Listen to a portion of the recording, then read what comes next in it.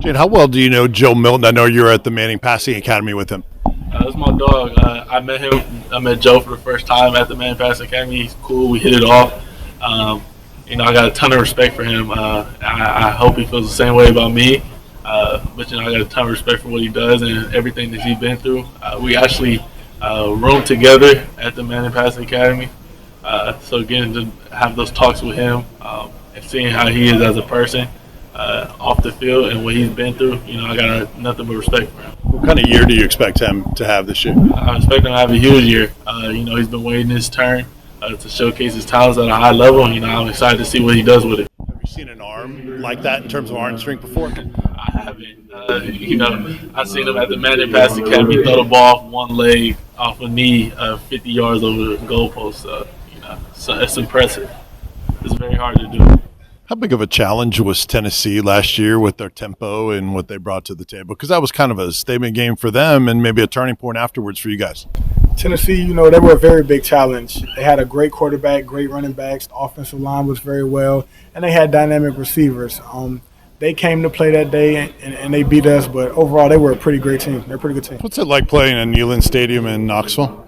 It's loud. They got good fans that support them, so especially when they be on offense and I'm on defense, so it be quiet. But when our offense is on there, it'll be loud, you can't hear the play calls or nothing. Why do you think the last couple of years they've given you guys so much trouble? I mean, as much as anybody has against your defense, it's been able to stop other teams.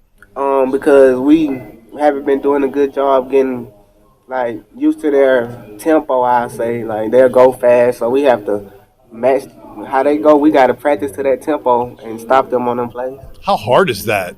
How different is their tempo to where it's difficult to kind of match it and prepare for it in practice?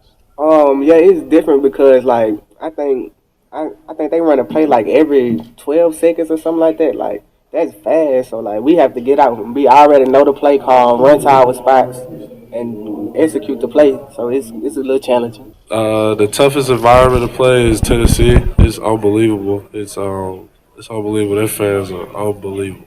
It's crazy in there. Yeah. Not necessarily revenge. They got us pretty bad. That was a tough game for us, so we just got to focus on ourselves and get it better.